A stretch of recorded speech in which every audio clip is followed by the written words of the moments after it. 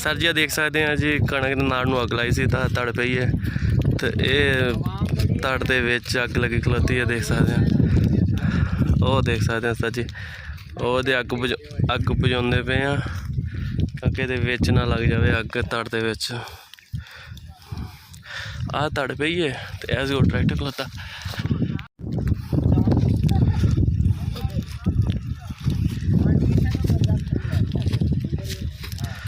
Sir जी देख सकते हैं जी कणक के नाड़ नूं अग लाई सी तां तड़ पई है तो ये तड़ दे विच अग लगी खलोती है। देख सकते हैं वो देख सकते हैं सर जी वो अग बुझाउंदे पे हैं तां कि इहदे विच ना लग जाए अग तड़ दे विच।